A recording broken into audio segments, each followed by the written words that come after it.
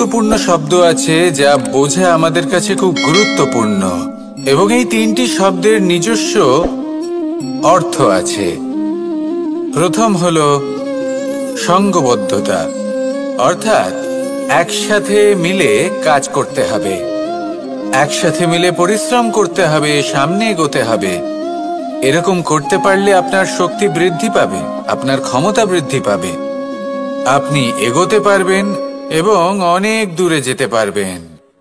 দ্বিতীয় হলো আত্মবিশ্বাস। হেরে যাওয়া বস্তুও আবার জিতে নিতে পারবেন। যদি আপনার নিজের আত্মবিশ্বাস থাকে তাহলে আপনি কখনো পরাজিত হবেন না। এবং তৃতীয় হলো অহংকার। জয়লাভ করার পরেও কিন্তু এটা আপনাকে পরাজিত করতে পারে।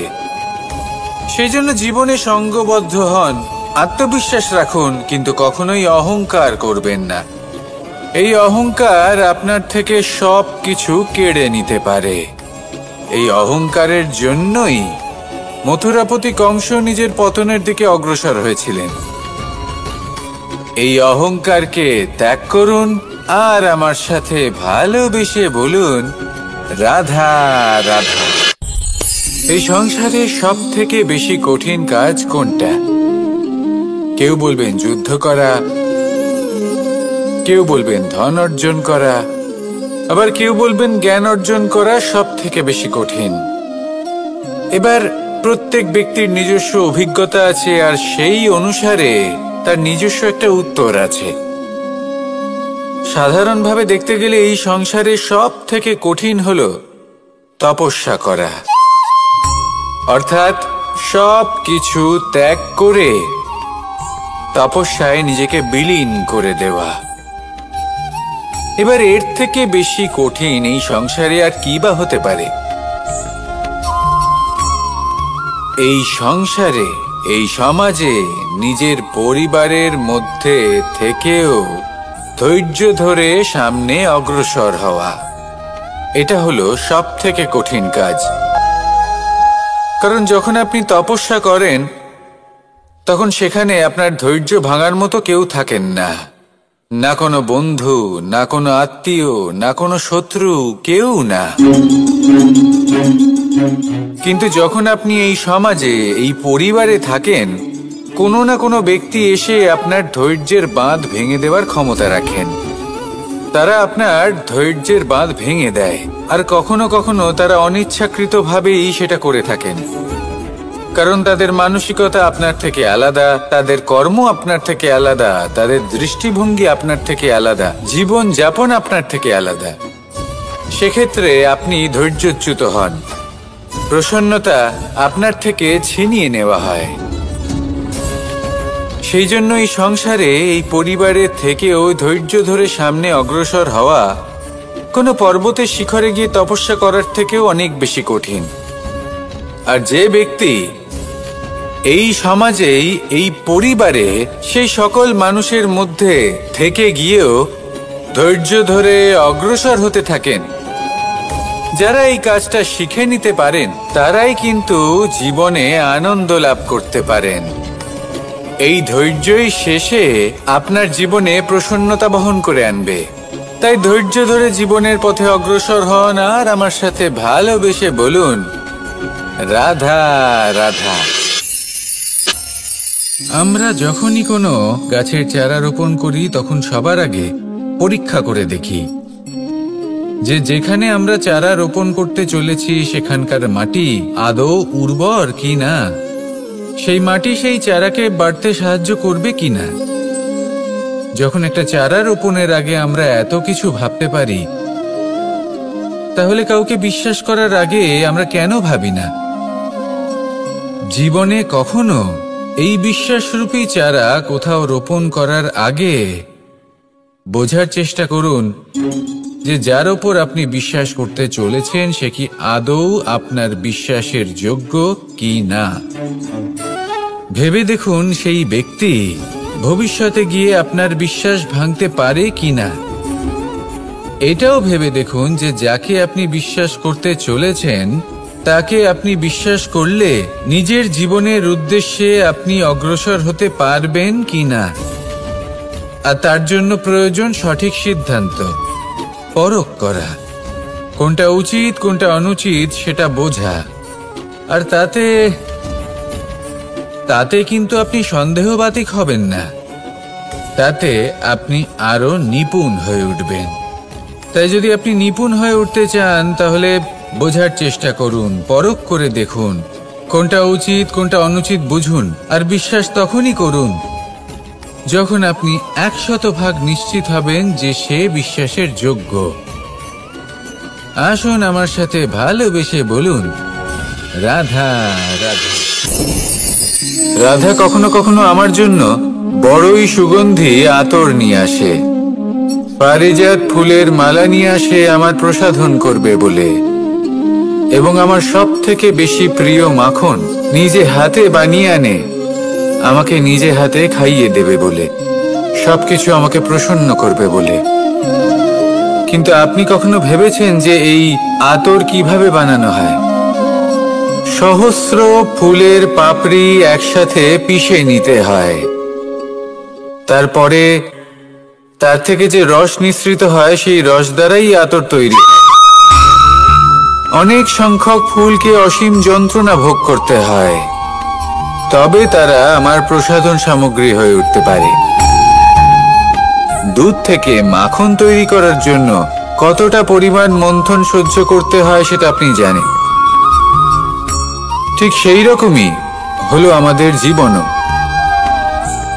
বিপদও আসে, কঠিন পরিস্থিতিও আসে, এর সম্মুখীন হতে শিখুন। মনে রাখবেন আপনি হলেন সেই দুধ যাকে মন্থন সহ্য করতে হবে মাখন হয়ে ওঠার জন্য। মনে রাখবেন আপনি হলেন সেই ফুলের মতন যাদের পিষ্ট হতে হবে সুগন্ধি আতর হয়ে ওঠার জন্য, যাকে এই সংসার পছন্দ করে। কখনো কখনো জীবনে আপনার সাথে খারাপ শুধুমাত্র এই কারণে ঘটে যাতে আপনার শ্রেষ্ঠ রূপ এই সংসারের সামনে আসতে পারে। শুধুমাত্র কঠিন পরিস্থিতি এবং বিপদকে একটা সুযোগ হিসেবে দেখার চেষ্টা করুন।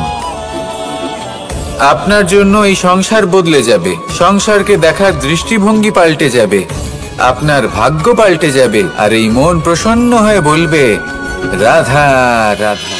পাশা নামক এই খেলাটি আপনারা নিশ্চয়ই খেলেছেন, না খেলে থাকলে দেখেছেন, আর যদি দেখেও না থাকেন তাহলে নিশ্চিত রূপে শুনেছেন। মহাভারতের এই মহাযুদ্ধ কোথাও না কোথাও এই পাশা নামক খেলার কারণে হয়েছিল। পাশার এই বিচিত্র খেলা, দান, এইসবের কারণে কেউ নিজের মাথায় রাজ মুকুট পরিধান করেছিলেন, আবার সেখানে পরাজিত হওয়ার জন্য কাউকে বনবাসও ভোগ করতে হয়েছিল। কিন্তু এই খেলা সমাপ্ত হওয়ার পরে সমস্ত ঘুঁটি আর এই পাশার ছক একই পুটলিতে স্থান পেল। এটাই হলো আমাদের জীবন। এই সংসারে আমরা জয় পরাজয়ের বিষয়ে এতটাই ভাবি, এত চিন্তা করি যে এই জীবনের খেলার আনন্দটাই উপভোগ করতে পারি না। আর অবশেষে কি হয়? কেউ জয়ী হন, কেউ পরাজিত হন, কিন্তু দুজনেই একই স্থানে পৌঁছে যান। প্রত্যেক ব্যক্তি মৃত্যুর পরে একটি নির্দিষ্ট স্থানেই পৌঁছতে বাধ্য, কিন্তু ততক্ষণ এই জীবন, এই খেলা, তার আনন্দ উপভোগ করুন। এই সংসারে সেই ব্যক্তি শ্রেষ্ঠ স্থানে পৌঁছতে পেরেছেন যিনি এই সংসারকে প্রকাশ প্রদান করেছেন, যিনি কখনো জয় পরাজয় এ বিষয়ে ভাবেননি, শুধু এই জীবনের খেলার আনন্দ উপভোগ করেছেন। এটাই আপনিও করুন, আর আমার সাথে ভালোবেসে বলুন, রাধা রাধা। প্রত্যেক মানুষ নিজের জীবনে দুঃখ অনুভব করেন। প্রত্যেকের দুঃখ আলাদা হতে পারে। কারোর মনে এই দুঃখ থাকে যে সে তার বাবা মায়ের সব ইচ্ছে পূরণ করতে পারেননি। কেউ এটা ভেবে দুঃখ পান যে সে চিরকাল সদাচার করেছেন, সৎকর্ম করেছেন, কিন্তু তাও তাকে দুরাচারী বলে মনে করা হয়। কেউ এটা ভেবেও দুঃখ পান যে তার সামনে যে ব্যক্তি রয়েছেন তার চোখে তিনি শত্রু হয়ে উঠেছেন বা দুষ্ট হয়ে উঠেছেন, যেখানে তিনি হয়তো কোনো অনুচিত কাজই করেননি। এবার এই সমস্ত বিষয় নিয়ে ভেবে নিজের ব্যক্তিত্ব নিয়ে সন্দেহ প্রকাশ করবেন না। যদি নিজের ব্যক্তিত্ব নিয়ে কোনো সন্দেহ থেকে থাকে, তাহলে কর্ম সংক্রান্ত প্রশ্ন করুন যে আপনি যা করেছেন তাতে কি উচিত ছিল, কি অনুচিত ছিল। যেটা প্রয়োজন সেটা এটা বোঝার যে আপনার অন্তর্মন, আপনার বিবেক আপনাকে কি বলছে, আর আপনার অন্তর্মন আর আপনার বিবেক আপনাকে যেটা করতে বলবে শুধু সেটাই করুন। আর তারপরে এই সংসার কি বলবে, কি ভাববে সেসব নিয়ে ভাবতে যাবেন না, কারণ এই সংসার তো ঈশ্বরকেও প্রশ্ন করে থাকে, ঈশ্বরকেও দোষী মনে করে। কখনো কখনো যখন কোনো ঘটনা মানুষের ইচ্ছা অনুযায়ী ঘটে না, তখন মানুষ এটা বলে যে হে ঈশ্বর, আপনি আমার পাশে থাকলেন না, আপনি বড়ই কঠোর, এটা আপনার দোষ। যেখানে বেশিরভাগ সময় হয়তো সে নিজেই নিজের কর্মফল ভোগ করছে। আর কখনো কখনো ঈশ্বর হয়তো তার জন্য আরো ভালো কোনো পরিকল্পনা করে রেখেছেন, কিন্তু মানুষ এটা বুঝতে পারে না। তাই দিনের শেষে যেটা প্রয়োজন সেটা হলো নিজের মনের কথা বুঝতে হবে। আপনার বিবেক কি বলছে শুধু সেটাই করুন, আর সামনে এগোতে থাকুন। আমার সাথে ভালোবেসে বলুন, রাধা রাধা। পরিবর্তন, এটা হলো সৃষ্টির অমূল্য নিয়ম। এই সংসারে সবকিছু সময়ান্তরে পরিবর্তিত হয়, এই সময়ও পরিবর্তিত হয়। পরিবর্তন চিরকাল হয়ে এসেছে আর চিরকাল হতে থাকবে। কিন্তু এবার আমরা সেই পরিবর্তন কিভাবে লাভ করব, যেটা আমাদের প্রয়োজন, যেটা আমরা চাই। আমরা জীবনে বিকাশ চাই। এই বিকাশ কিভাবে লাভ করতে পারি? এই প্রকৃতি কিন্তু আমাদের অত্যন্ত উত্তম উদাহরণ দিয়ে বুঝিয়েছে। একটি বিন্দুর উদাহরণ দিয়েছে যা ভবিষ্যতে একটা বিশাল নদীর আকার ধারণ করে। এটা কিভাবে হয়? মেঘ থেকে একটি বিন্দু ঝরে পড়ে সেই পর্বতের ওপর যেখানে হিম আছে। সেই হিমের সংস্পর্শে আসা মাত্র সেই বিন্দুর সাথে আরো বেশ কিছু বিন্দু যুক্ত হয়। তারপর তারা অগ্রসর হয়, আরো কিছু বিন্দু যুক্ত হয়, আস্তে আস্তে একটা ক্ষীণ ধারার রূপ ধারণ করে, এবং সেটাই ভবিষ্যতে আরো এগোতে থাকে। অনেকটা যাওয়ার পর যখন অনেক সংখ্যক বিন্দু একসাথে যুক্ত হয়, তখন সেটা বিশাল নদীর আকার ধারণ করে। এবার আমরা মানুষ বলে আমাদের সাথে এই নিয়মের অন্যথা হয় তা নয়। আমরাও এই প্রকৃতির অংশ, আমাদের ক্ষেত্রেও একই নিয়ম প্রযোজ্য। যখন পরিশ্রম করে অনেক সংখ্যক বিন্দু আমরা একত্রিত করব, তখনই পরিবর্তনের নদী প্রবাহিত হবে। প্রয়োজন হলো নিরন্তর পরিশ্রম করা এবং ধৈর্য ধরা। এটা করতে থাকুন, জীবনে সব কিছু লাভ করতে পারবেন।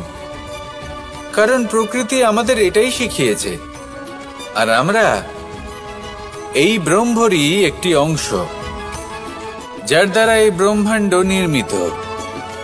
আসুন আমার সাথে ভালোবেসে বলুন, রাধা রাধা। কখনো এই প্রকৃতির দিকে তাকিয়ে থাকবেন। এই প্রকৃতি অনেক ধরনের শিক্ষা দেয়। কোন একটা গাছকে দেখুন কিভাবে সে মাটি থেকে জল শুষে নেয়। সে ঝড় হোক বা হোক কড়া রোদ সব সহ্য করে, এবং অবশেষে সে ফল ধারণ করে। আর সেই ফল উৎপন্ন করার পরে সে ফল কিন্তু সে নিজে গ্রহণ করে না, এই সংসারকে প্রদান করে, যাতে পশু পাখি মানুষ তারা এই ফল গ্রহণ করে শক্তিশালী হয়ে উঠতে পারে, সুস্থ থাকতে পারে। সেভাবেই নদী, সরোবর এরা নিজেরাও কিন্তু নিজেদের জল গ্রহণ করে না, মাটিকে প্রদান করে, পশু পাখিকে প্রদান করে। সূর্য নিজেও নিজের জন্য প্রজ্বলিত হয় না, সে প্রকাশ ছড়িয়ে দিতে চায় আমাদের সবার কাছে, সে আলো পৌঁছে দিতে চায়। এই প্রত্যেকের কর্মে পরমার্থ নিহিত আছে, আর সেই জন্যই এদের সকলকে পুজো করা হয়। তাই মনে রাখবেন, আপনার কাছে জীবন যাপনের অতিরিক্ত যা কিছুই আছে তা পরমার্থের জন্য। তাহলে তার সদ্ব্যবহার করুন আর আমার সাথে ভালোবেসে বলুন, রাধা রাধা। আমরা প্রত্যেকেই অবশ্যই এমন সময় দেখেছি যখন অনেকগুলো সমস্যা একসাথে আমাদের জীবনে এসে পড়ে। সমস্যা আমাদের প্রত্যেকের জীবনেই থাকে, আমরা তার সমাধান খুঁজতে চেষ্টা করি, কখনো সমাধান খুঁজে পাই, আবার কখনো যতই চেষ্টা করি না কেন কোনো সমাধান খুঁজেই পাই না। আর যখন এটা হয় তখন মানুষ অত্যন্ত বিচলিত হয়ে পড়েন। নিজের আত্মীয় স্বজন, নিজের বন্ধু বা সংসার, এদের ওপরে এই দোষ চাপিয়ে দেন যে এদের জন্যই এই সমস্যা এসেছে। এবার যদি আমি আপনাকে কোনো পরামর্শ দিই তাহলে এটাই বলবো যে দৃষ্টিভঙ্গি পাল্টে দেখুন। এই দৃষ্টিভঙ্গি দিয়ে দেখুন যে এই সংসারে যে সমস্যায় আসুক না কেন তার জন্য কেউ দোষী নয়, না আপনি না অন্য কেউ।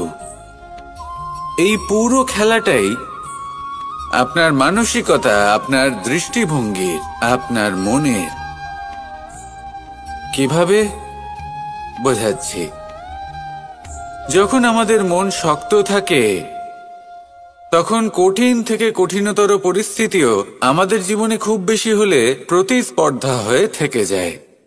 সেখানে যদি আমাদের মন দুর্বল থাকে তখন অল্প কঠিন পরিস্থিতিও আমাদের কাছে খুব বড় সমস্যা হয়ে যায়, তাই না? একটা শক্ত মন কঠিন পরিস্থিতিকে প্রতিস্পর্ধা হিসেবে দেখে আর তার মধ্যে ওটা সুযোগ খুঁজে নেয়। আমাদের শুধু এটাই করতে হবে। এই সংসারে অন্য কাউকে দোষী মনে করলে আপনার সমস্যা দূর হয়ে যাবে না। সেই জন্য এই সংসারকে দোষ দেওয়ার বদলে এই সমস্যার মূলে চলে যান, সেটাকে বুঝুন, নিজের এই মনকে শক্ত করে তুলুন। যদি আপনার মন শক্তিশালী হয় তাহলে এই সংসারে অনেক বড় বড় কঠিন থেকে কঠিনতর পরিস্থিতিও যদি আসে, আপনার জীবনে যতই বড় বড় সমস্যা আসুক না কেন আপনার লক্ষ্য লাভে বাধা দিতে পারবে না। আসুন আমার সাথে ভালোবেসে বলুন, রাধা রাধা। আমরা সবাই পাথর দেখেছি, পর্বতও দেখেছি, শুকনো পাতাও দেখেছি, শ্যামল বনানীও দেখেছি। কখনো ভেবেছেন পাথরের অস্তিত্ব কিন্তু ততক্ষণ পর্যন্ত যতক্ষণ সে পর্বতের গায়ে আটকে থাকে। যখন সেই পর্বত থেকে সেই পাথর ভিন্ন হয়ে যায় ও নিজের অস্তিত্ব হারিয়ে ফেলে। আস্তে আস্তে কখনো পাথর কেটে বা কখনো পিষ্ট হয়ে সেই পাথর আস্তে আস্তে মাটিতে পরিণত হয় এবং পূর্ণরূপে নিজের অস্তিত্ব হারিয়ে ফেলে। এটাই পাতার সাথেও হয়। এই পাতা যতক্ষণ গাছের ডালের সাথে যুক্ত ততক্ষণ তার অস্তিত্ব থাকে। যখনই ডাল থেকে বিচ্ছিন্ন হয় সেও নিজের অস্তিত্ব হারিয়ে ফেলে। আর এটাই আমাদের সাথেও হয়। যতক্ষণ আমরা নিজেদের আপনজনের সাথে যুক্ত থাকি আমাদের অস্তিত্ব বজায় থাকে। যখন আপনজনদের সাথে সম্পর্ক ছিন্ন করি তখন আমরাও আমাদের অস্তিত্ব হারিয়ে ফেলি। এবার এই সংসারের প্রত্যেক ব্যক্তি স্বতন্ত্র থাকতে চান, আর অনেক ব্যক্তি স্বতন্ত্র থাকবেন বলে আপনজনদের দূরে করে দেন আর তাদের সাথে এই সম্পর্ক ছিন্ন করেন। এটা কি সত্যি প্রয়োজন? আপনজনদের সাথে সম্পর্ক ছিন্ন করে নিজের অস্তিত্ব হারিয়ে ফেলা প্রয়োজনীয়, নাকি আপনজনদের সাথে সম্পর্ক বজায় রেখে নিজেদের স্বতন্ত্র করে রাখা সেটা আবশ্যক? নির্বাচন আপনারই। আসুন আমার সাথে ভালোবেসে বলুন, রাধা রাধা। আপনি কি কখনো নৌকা যাত্রা করেছেন? করে না থাকলেও নিশ্চয়ই দেখেছেন যে এই জল, যা নিজের অন্তরে সব কিছু সমাহিত করে নিতে পারে, এই নৌকা সেই জলের ওপরেই ভেসে থাকে। নদীর স্রোত কাটিয়ে সে সামনে অগ্রসর হয়। কিন্তু যদি এই নৌকায় কোনো ছিদ্র হয়, তাহলে কিন্তু সেই নৌকা ডুবে যাবে। আর এতে কোনো তফাৎ হবে না যে সেই ছিদ্র ছোট নাকি বড়, নৌকা ডুবে যাবে। এই ছিদ্র হলো আমাদের জীবনে আমাদের অপগুণ, আমাদের দোষ, আমাদের বিকার। কখনো এটা ভাববেন না যে এই দোষ খুবই ছোট, এতে কিছুই যাবে আসবে না। না, সেই ছোট দোষ, সেই ছোট বিকার, যদি সেটাকে শুধরে না নেন, তাহলে সেটা আপনাকে আপনার পতনের দিকে নিয়ে যাবে। শেষ পর্যন্ত এটা আপনার উপর নির্ভরশীল যে আপনি কি চান। আপনার জীবনের এই নৌকা এভাবেই ডুবে যেতে দেখবেন, নাকি নিজেকে শুধরে নিয়ে সেই নৌকার সেই ছিদ্রটাকে ভরিয়ে তুলতে চাইবেন? নির্বাচন আপনার। আসুন আমার সাথে ভালোবেসে বলুন, রাধা রাধা। জল, জলই পৃথিবীতে বেঁচে থাকার জন্য আবশ্যক তো বটেই, কিন্তু এই জল আমাদের একটা অত্যন্ত গুরুত্বপূর্ণ শিক্ষা প্রদান করে। কখনো এই জলকে দেখেছেন?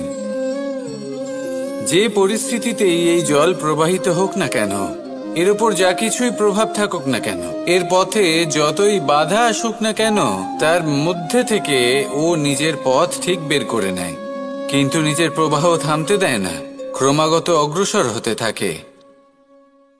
সেরকমই একটা শিক্ষা যেটা আমরা জল থেকে পেয়ে থাকি, তা হলো এটা: আমরা যখন জলের দিকে তাকাই, তখন আমরা নিজের প্রতিবিম্ব দেখি, স্পষ্টভাবে দেখতে পাই। কিন্তু তখনই দেখতে পাই যখন এই জল শান্ত থাকে, স্থির থাকে। যদি এই জল অশান্ত হয়ে থাকে, স্থির না হয়, তাহলে আমরা এতে নিজের প্রতিবিম্ব দেখতে পাই না। এটাই আমাদের মনের সাথেও হয়ে থাকে। যখনই জীবনে কোনো সংকট আসে, যদি আমরা শান্ত মনে, স্থির মনে সিদ্ধান্ত নিই, তাহলে সেটা এমন একটা শীতল সিদ্ধান্ত হবে যেটা আমাদের ভবিষ্যৎকে একটা শ্রেষ্ঠ স্থানে নিয়ে যাবে। যদি এই মন অশান্ত হয়, বিচলিত হয়, পীড়িত হয়, দুঃখিত হয়ে থাকে, রুষ্ট হয়ে থাকে, তাহলে অনেক সময় আমরা এমন সিদ্ধান্ত নিই যেটা আমাদের জন্য অনুচিত প্রমাণিত হয়। যখন আপনি ক্রুদ্ধ ছিলেন বা দুঃখের বশে ছিলেন, তখন অনেক সময় হয়তো এমন সিদ্ধান্ত নিয়েছেন যেটার জন্য ভবিষ্যতে আপনি অনুশোচনা করেছেন। এবার দেখুন, এই আবেগগুলো থেকে আমরা পালাতে পারবো না, কিন্তু এই আবেগগুলো আপনার উপর কতটা প্রভাব ফেলবে সেটা আমরা অবশ্যই ঠিক করতে পারি। এই মনকে আমরা নিয়ন্ত্রণ করতে পারি। এটাই করুন, চিন্তা করুন, এই মনকে শান্ত রাখুন, স্থির হতে চেষ্টা করুন, আর তারপরে সিদ্ধান্ত নিন। আসুন আমার সাথে ভালোবেসে বলুন, রাধা রাধা। এই সংসারে ভৌতিক বস্তুরও নিয়তি আছে। যারাই এই সংসারে আসে বা উৎপন্ন হয়, তারা কিছুমাত্র সময় পর্যন্তই এখানে থাকতে পারে, আর তারপরে সেও লুপ্ত হয়ে যায়। অর্থাৎ সে নিজেও এই পঞ্চমহাভূতে সমাহিত হয়ে যায়। আমাদের সাথেও ঠিক এটাই হয়। সেই জন্যই ঈশ্বর দ্বারা প্রদত্ত এই উপহারের বিষয়ে ভাবুন, এই জীবনের বিষয়ে ভাবুন। ঠিক যেমন বিশ্বাস ভঙ্গ হলে কোনো ব্যক্তি আমাদের কাছে অপরিচিত হয়ে যান, ঠিক সেরকমই শেষ নিঃশ্বাস ত্যাগের পর এই শরীরও আমাদের কাছে পরই হয়ে যায়। তাই এই শরীর থাকাকালীন শ্রেষ্ঠভাবে একে সদ্ব্যবহার করুন। এই জীবনে শ্রেষ্ঠ কর্ম করুন। আর এই জীবনকে শ্রেষ্ঠভাবে যাপন করার জন্য কিছু কথা বোঝা প্রয়োজনীয়। যদি আপনি কারোর প্রশংসা করেন তাহলে পূর্ণ হৃদয় দিয়ে করুন। যদি আপনি হস্তক্ষেপ করে থাকেন তাহলে মস্তিষ্ক দ্বারা করুন। যদি আপনি সমীক্ষা করেন তাহলে বিবেক দ্বারা করুন। যদি আপনি ধন অর্জন করতে চান তাহলে নীতি অনুসারে চলুন। যদি জীবন যাপন করতে চান তাহলে রীতি মেনে করুন। আর যদি ঈশ্বরের ভজন করতে চান তাহলে ভক্তিভাব নিয়ে করুন। শুধু এই কথা মনে রাখবেন যে আপনার এই জীবন কিন্তু অনিশ্চিত কাল পর্যন্তই আছে। কতক্ষণ আছে সেটা কেউ জানে না।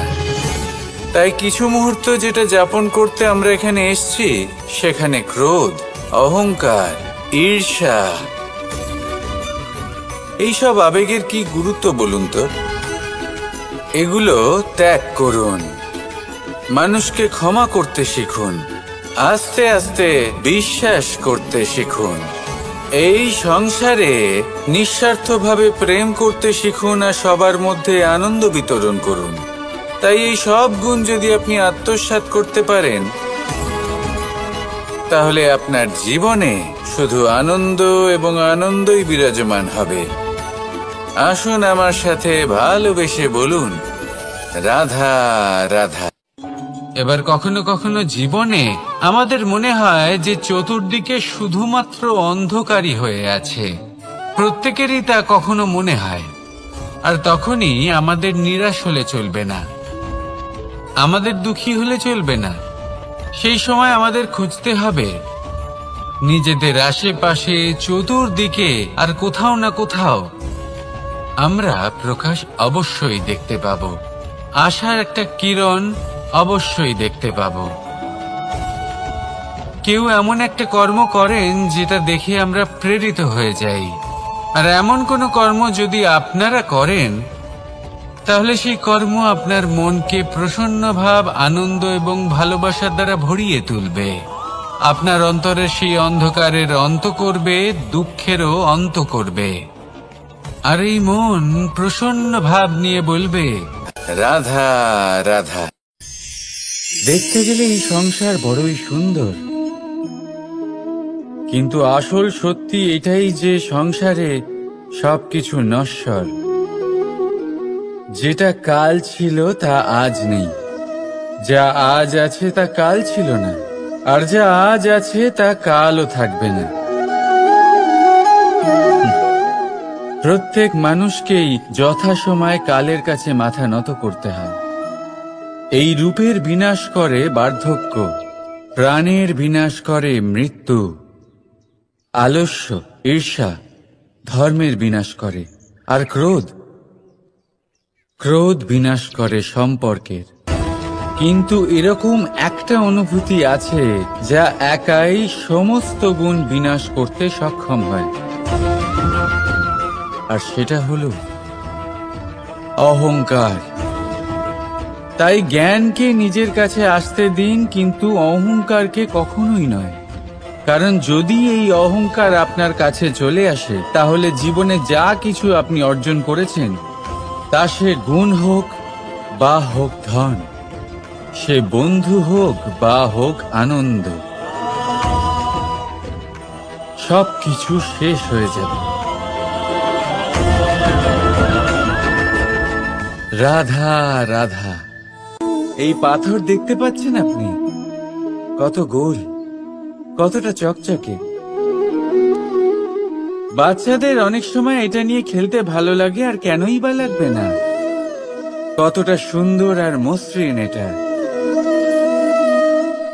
কিন্তু আপনি কি কখনো ভেবে দেখেছেন এই পাথর আগে কি ছিল?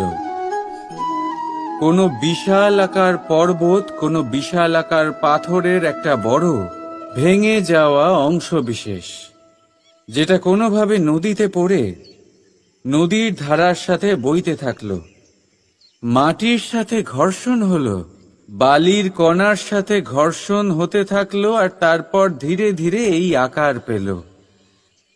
এবার আমরাও এই পাথরের মতোই। তাই মনে রাখবেন, আপনার ব্যক্তিত্ব, আপনার এই স্বরূপ ঈশ্বরের দেওয়া কখনোই নয়। হ্যাঁ, প্রকৃতি অবশ্যই আপনাকে জন্ম দিয়েছেন, কিন্তু আপনি নিজে নিজের ব্যক্তিত্বের রচয়িতা, আর আপনি তা রচনা করেন কঠিন পরিস্থিতির মুখোমুখি হয়ে, সংকটের ধারা পার করে। তাই আপনিও এই পাথরের মতো নিরন্তর চেষ্টা করতে থাকুন, নিজের অস্তিত্ব বজায় রাখুন, এই অস্তিত্বকে মহান করতে থাকুন, আর আমার সাথে ভালোবেসে বলুন, রাধা রাধা। বর্ষাকালে যখন ভয়ানক বৃষ্টি হয়, তীব্র গতিতে যখন হাওয়া চলে, তখন আপনি নিশ্চয়ই দেখেছেন যে পাখিরা, যাদের বাসা মাঝে মাঝে ভেঙে পড়ে, নষ্ট হয়ে যায়, কিন্তু আপনি কি কখনো সেই পাখিদের বিলাপ করতে দেখেছেন? কখনো নয়। যখনই সেই বৃষ্টি থেমে যায়, তারা আবার একটু একটু করে খড়কুটো জোগাড় করে তাদের বাসা বানিয়ে ফেলে, নিজের সংসার সেই রকমই বানিয়ে দেয় যেমন আগে ছিল। এমন কেন? কারণ এই ঝড়ের তাণ্ডবের সাথে সেই পাখিদের কোনো বোঝাপড়া করারই নেই। তারা শুধু সেটাই করতে থাকে যেটা তাদের হাতে আছে, আর সেটাই হলো, আর এটাই হলো সুখী জীবনের মূল মন্ত্র। যেটা আপনার হাতে নেই, তা নিয়ে বিলাপ করে আপনার কোনো লাভ হবে না। মনোসংযোগ তাতেই করুন যা আপনার হাতে রয়েছে। যা বদলে গেছে তাকে আপনি আবার বদলাতে পারবেন না, কিন্তু যা আপনি বদলাতে পারবেন তাতে মনোসংযোগ করুন। এই জীবনে একটু ধনাত্মক হয়ে উঠুন, দেখবেন সব শুভ হবে। রাধা রাধা।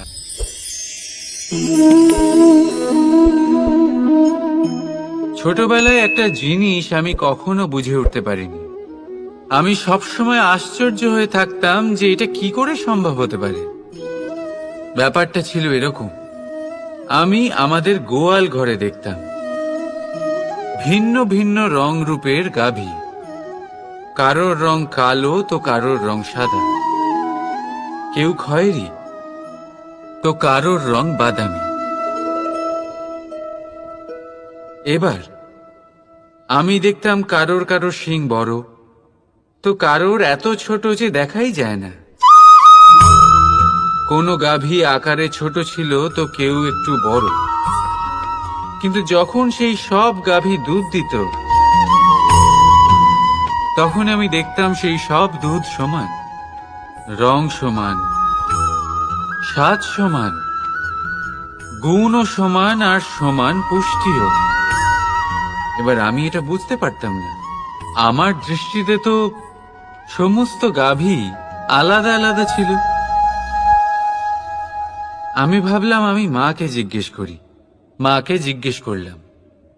মা আমাকে বললেন, কানাই, রং রূপ পাল্টালেও গাভীদের বাস্তবিকতা তো পাল্টায় না। গাভী তো গাভীই থাকবে। এবার আমি এটা বুঝতে পারি না যে মানুষ এটা আত্মসাৎ কেন করতে পারে না। দেখুন, রং, রূপ, জাত, ধর্ম, ভাষা, এই সবের উপরে হলো মনুষ্যত্ব। আর মনুষ্যত্বের একটাই ধর্ম, আর সেটা হলো প্রেম। তাই এই প্রেম আপনি সকলের সাথে ভাগ করে নিন, প্রেমের সাথে সকলের সেবা করুন। এই মনুষ্যত্বর অমৃত চেখে দেখুন, আর আপনি বুঝে যাবেন যে আমরা কেউ আলাদা আলাদা নই, আমরা সবাই সমান। রাধা রাধা। সাগর কত বিশাল হয় এই সাগর, কি না করতে পারে এই সাগর। এক মুহূর্তের মধ্যে সব ধ্বংস করে দিতে পারে, প্রলয় ডেকে আনতে পারে, সংসার মুছে ফেলতে পারে। এই সাগর জীবন জ্যোতি নিভিয়ে দিতে পারে। কিন্তু এই সাগর যা মেটাতে পারে না তা হলো একজন তৃষ্ণার্তের তৃষ্ণা। অন্যদিকে এই ঘোড়া যা এতটাই ছোট যে গোপিনীরা একসঙ্গে অনেকগুলো নিয়ে চলতে পারে, কিন্তু এই ছোট ঘোড়া অনেকের তৃষ্ণা মেটাতে পারে। এবার বলুন, জল সাগরেও আছে, আবার এই ঘোড়াতেও। তাহলে পার্থক্য কোথায়? এখানে পার্থক্য হলো তাদের আচরণের মধ্যে। একজন মাটির মধ্যে মিষ্টি জল ধরে রাখে, তো আরেকজন নিজের নোনা জলের আঘাতে যে কাউকে মাটিতে মিশিয়ে দিতে পারে। আপনি কি হতে চাইবেন? সাগরের নোনা জল হয়ে কারোর আশা চূর্ণ বিচূর্ণ করে দিতে, নাকি মিষ্টি জলের ঘোড়া হয়ে কারোর তৃষ্ণা মেটাতে? সিদ্ধান্ত আপনার। রাধা রাধা।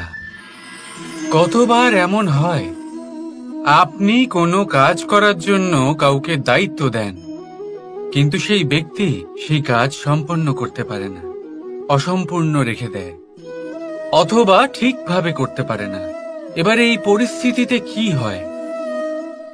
আপনি ক্রুদ্ধ হয়ে যান, তার উপরে আপনি রেগে যান, তাকে তিরস্কার করেন, আর তারপরে সেই কাজ সম্পন্ন করতে আপনি নিজেকেই নিযুক্ত করেন, আর শেষ পর্যন্ত সেই কাজ সম্পন্ন হয়েই যায়। এবার এই বিষয়ে সমস্যা সেই ব্যক্তির চেষ্টায় নয়, সমস্যা আপনি যে সেই ব্যক্তিকে ভরসা করলেন তার ছিল। আমরা অন্যের প্রতি ভরসা করাকে প্রথম পদক্ষেপ বানিয়ে নিই, আর নিজের উপরে বিশ্বাসকে শেষ সম্বল।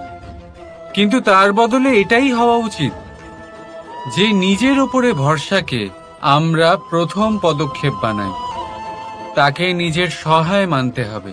যদি আপনি এমন করেন তাহলে পরিণাম আরো সুখকর, আরো আনন্দদায়ক হবে। তাই মনে রাখবেন, এই সংসারে আপনার সবথেকে বড় ভরসা আর কেউ নেই। এই সংসারে আপনার সবথেকে বড় রক্ষাকর্তা আর কেউ নেই, বরং আপনি নিজেই। রাধা রাধা। আসুন আপনাকে একটা প্রশ্ন করছি, সোনা আর লোহার মধ্যে তফাৎ কি? এবার বেশিরভাগ লোকের উত্তর এটাই হবে যে সোনা বহুমূল্য, সোনার মূল্য লোহার থেকে অনেক বেশি। এটা ঠিক, কিন্তু আমাদের এটা ভোলা ঠিক হবে না যে সোনা আমাদের সাজগোজের কাজে লাগে, আমাদের আরো বেশি সুন্দর দেখায়। অন্যদিকে লোহা সেই সৈনিকদের ঢাল ও তলোয়ার হয়ে তাদের রক্ষা করে যারা আমাদের প্রাণকে রক্ষা করেন। এই সৈনিক না থাকলে আমাদের প্রাণও থাকবে না। এবারে বলুন, সোনার মূল্য বেশি হওয়াতে কি লোহার মূল্য কমে যায়? কখনোই না। ঠিক সেইভাবে এই জীবনে আপনি যতই চেষ্টা করুন, কিছু না কিছু এমন থেকে যাবে যা আপনি কখনোই পাবেন না, আর সেই কারণে নিজেকে অক্ষম মনে করা অনুচিত। হতে পারে আপনার কাছে সেই গুণ আছে যেটা সংসারে আর কারোর কাছে নেই। সেই গুণটাকে চিনুন, সেটাকে বাড়ান, আর সেটাকে ব্যবহার করুন। তাই মনে রাখবেন, সংসারে প্রত্যেকটা ব্যক্তি বিশেষ হয়, আর এই সংসারে সবাই সবকিছু পায় না। নিজেই দেখে নিন, সোনাকে যে দোকানে সাজিয়ে রাখা হয় সেই দোকানের তালা লোহা দিয়ে তৈরি হয়। রাধা রাধা।